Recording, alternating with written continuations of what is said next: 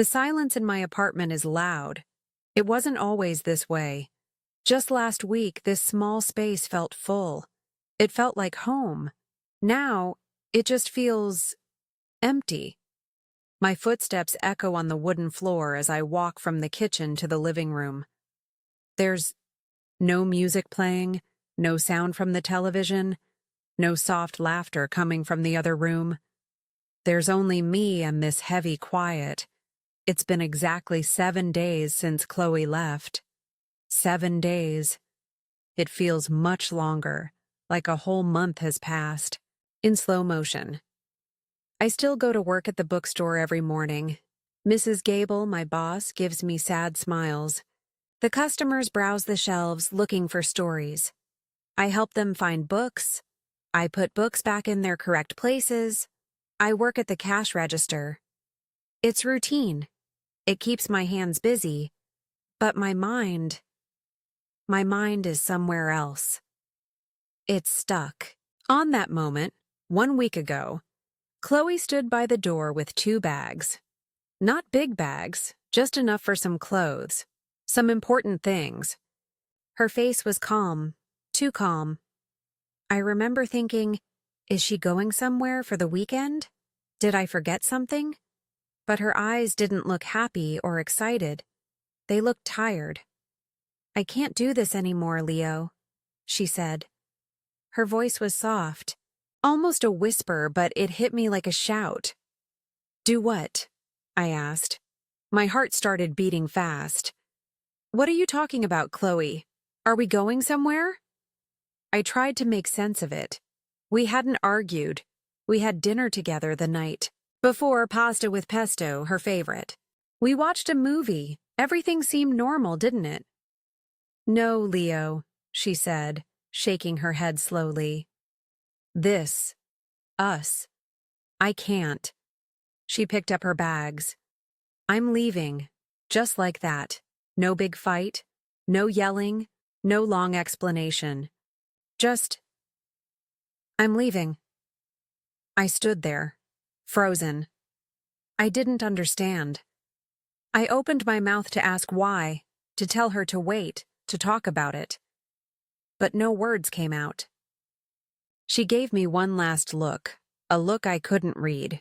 Maybe sadness, maybe something else. And then she opened the door and walked out. I listened to her footsteps going down the stairs until they faded away. Then silence. The same silence that fills the apartment now. Why? That's the question that plays over and over in my head, like a broken record. Why did she leave me? I keep going over everything. Our life together seemed good. We had fun. We laughed. I loved her. I thought she loved me too. Did I do something wrong? Did I say something? I search my memory, looking for a clue, a reason, anything. I look at the photos on the wall. There's one from our trip to the lake last summer, both of us smiling, the sun on our faces. There's another from her birthday party, surrounded by friends. We look happy. We were happy, weren't we? Or was I the only one who felt that way? Maybe I missed something. Maybe there were signs, little things I didn't notice because I wasn't paying attention. It's confusing. I try to be rational. People don't just leave happy relationships for no reason. There must be a reason. But she didn't give me one. She just left me here, in this quiet apartment, with this big unanswered question hanging in the air. Why? Going to work helps a little, but when I come home, the question is waiting for me. It sits beside me on the sofa. It follows me into the kitchen. It lies next to me in the 2 empty bed.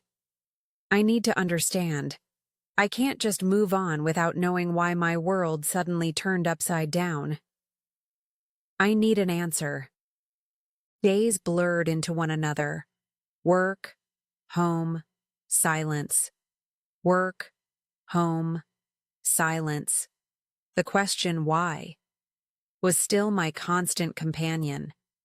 I knew I couldn't just sit and wait for an answer to appear. I had to find it myself. So, I started searching through my memories, like looking through dusty boxes in an old attic. I needed clues. At first, only the good things came to mind. I remembered walking with Chloe in the park last month, holding hands. Leaves were falling, red and gold.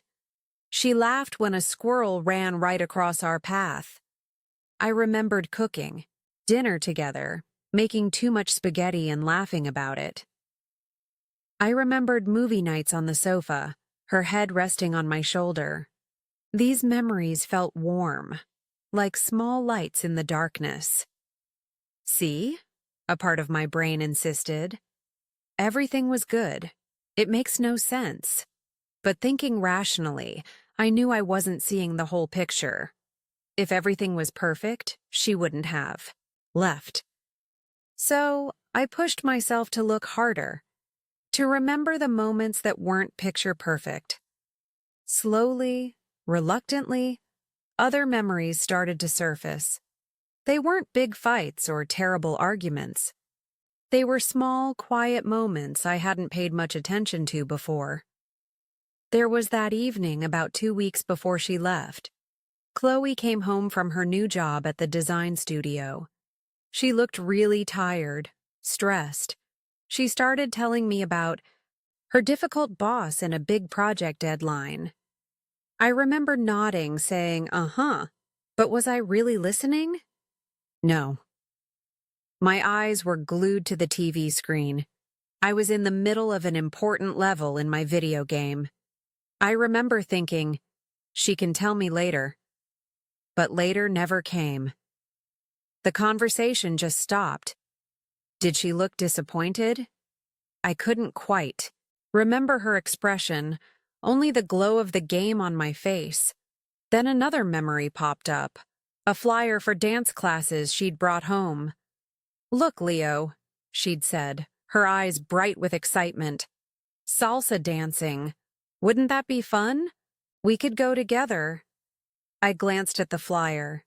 Dancing wasn't really my thing. "Nah, I don't think so, Chloe," I'd replied quickly. "I'm always too tired after work." I didn't suggest something else we could do together instead. I just shut down her idea. Her smile faded a little. She put the flyer away quietly. At the time, I thought nothing of it. Just a small difference in interests. But now it felt different, heavier. These small memories started piling up, creating an uncomfortable feeling in my chest. Was I selfish? Was I so focused on my own comfort, my own routine, that I didn't see what she needed? The thought made me feel sick. I needed to talk to someone.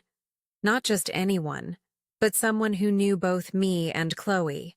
Someone who might offer a different perspective. My sister, Maria. She's older, sensible. She always sees things clearly. I picked up my phone, my thumb hovering over her name. Taking a deep breath, I pressed call. She answered on the third ring. "Leo, is everything okay?" Her voice was warm, concerned. "Maria," I started, my voice tight. "It's about Chloe." "Oh, Leo. I'm so sorry. How are you doing?" "I'm confused, Maria. Really confused. I don't understand. Why did Chloe leave? I thought we were happy. I gave her everything I could." My voice cracked a little at the end. There was a pause on the other end. Maria didn't jump in with easy comfort. When she spoke, her voice was gentle but serious. "Leo," she said carefully, "are you sure you gave her what she needed? Not just what you thought she needed or what was easy for you to give?" Her question hung in the air between us. "What she needed?" "What do you mean?" I asked, though a part of me already felt a prickle of understanding. I mean, Maria continued softly, did you really listen? When she talked about her job, her friends, her worries, her dreams, did you truly listen? Or were you just waiting for your turn to talk, or thinking about something else? Her words felt like small stones hitting glass. They didn't shatter anything yet, but they left tiny cracks. Did I really listen? The memory of the video game night flashed in my mind. The dance class flyer. Were there other times? Many other times. We talked a little longer, but Maria's questions stayed with me long after I hung up. I sat on the sofa, the silence of the apartment pressing in again. But this time, it wasn't just filled with sadness and confusion. There was a new feeling mixing in. Doubt. A deep, uncomfortable doubt about myself. Maybe the reason Chloe left wasn't hidden in some big secret or sudden event. Maybe the reason was me. Maybe I hadn't been the partner she needed me to be. The thought was unsettling. I still didn't have the full answer, but for the first time, I suspected the search needed to turn inward. The next day at the bookstore felt even longer than usual. The doubt Maria had planted in my mind yesterday kept growing, making it hard to focus. Was I really that self-absorbed? Did I miss so many signs? I tried pushing the thoughts away by keeping busy, arranging books, dusting shelves, anything to keep my hands moving and my mind occupied. That's when I found it. I was tidying the history section, putting some misplaced books back onto a lower shelf. My hand brushed against something small, tucked way in the back, hidden behind a thick volume about ancient Rome. Curious, I pulled it out. It was a small, dark blue notebook. I recognized it instantly. It was Chloe's. She used to carry it everywhere, jotting down ideas, sketches, thoughts. She must have left it here by accident one day when she visited me at work. My heart gave a strange jump, a mix of sadness and maybe a tiny, irrational flicker of hope. Maybe there was something inside. A note? An explanation? I hesitated. It felt wrong to read her private thoughts. But the question, why, was still burning inside me. Maybe, just maybe, there was a clue here. My hands were slightly shaking as I carefully opened the cover. I wasn't going to read her diary entries, I told myself. Just maybe look at the first page, or the last. As I opened it, the notebook seemed to fall open naturally to a page near the middle. It wasn't a diary entry. It was a list, written in Chloe's neat handwriting. The title at the top read, Things I Hope For. My eyes scanned the list. There were simple things like, learn to bake good bread and visit the ocean again soon. And then, about halfway down the page, one line leaped out at me, hitting me, with the force of a physical blow. I wish Leo would ask me about my dreams for the future. I read it again, and again. Ask me about my dreams for the future. The words echoed in the quiet bookstore aisle. Suddenly, another memory pushed its way into my mind, sharp and clear. It was from Chloe's birthday dinner, just a few months ago. We were at that nice Italian restaurant she liked. She looked beautiful that night. She was talking, excited about something. And so I was thinking, she'd said, leaning forward slightly, her eyes sparkling, maybe I should look into going back to art school. Remember how much I loved painting? There's a part-time program I saw online. And what did I do? Did I lean in too? Did I ask her more about the program? Did I encourage her?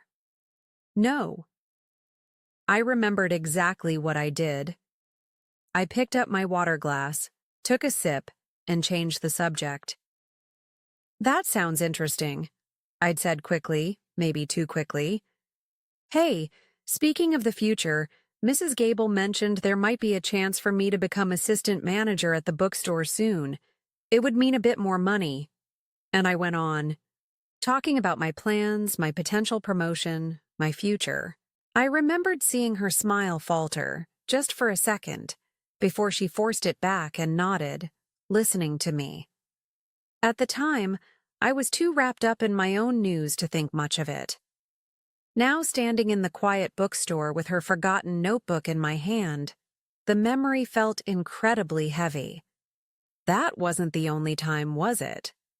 How many other times had she tried to share her hopes, her ideas, her dreams, only for me to steer the conversation back to myself, or dismiss it because I was tired, or busy, or just not interested enough? The wish in the notebook wasn't about money or big gestures. It was simple. She just wanted me to ask, to show interest, to see her individual hopes, separate from my own. It hit me then. The full, painful truth. Maria was right. I hadn't really listened. I loved Chloe, yes, I truly did. But I loved the idea of us more than I paid attention to the actual person beside me. I hadn't seen her clearly. I hadn't supported her dreams. I had made her feel small, unimportant, invisible. The confusion that had clouded my mind for days finally lifted. But what replaced it wasn't relief. It was a deep, sinking feeling of regret. It wasn't a mystery anymore.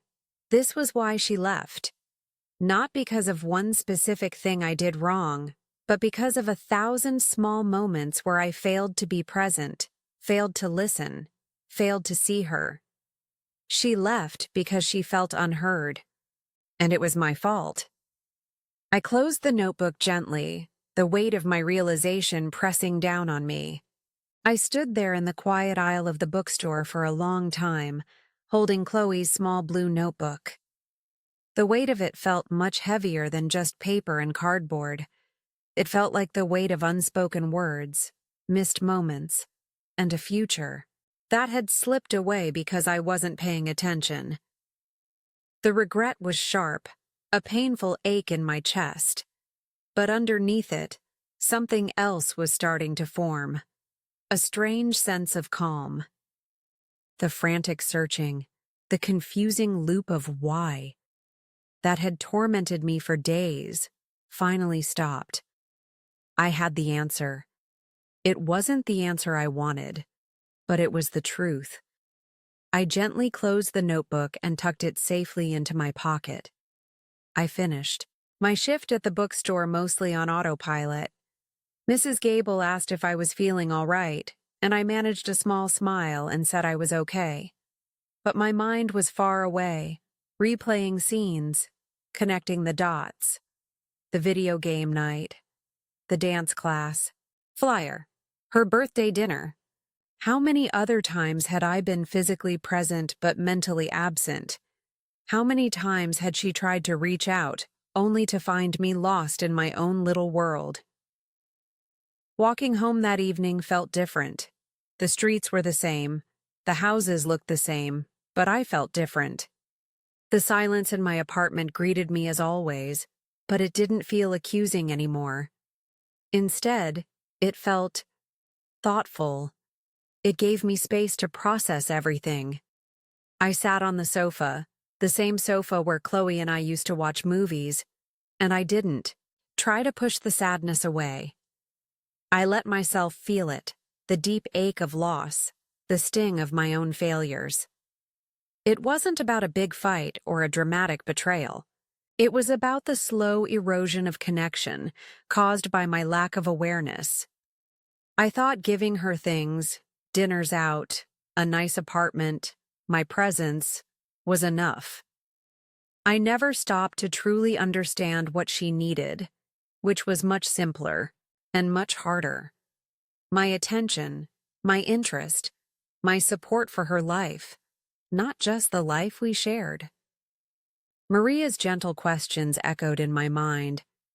Did you really listen? No, I hadn't. Not truly. Accepting responsibility felt heavy, but also strangely freeing. I couldn't blame Chloe. I couldn't blame bad luck. The reason she left was clear, and I had played the main role. I knew I couldn't go back and change the past.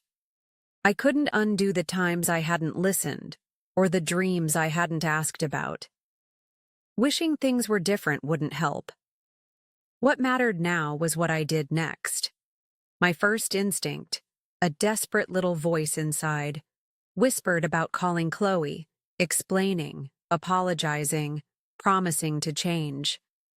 But I pushed that thought away. This wasn't about winning her back. This realization wasn't a tool to fix the relationship.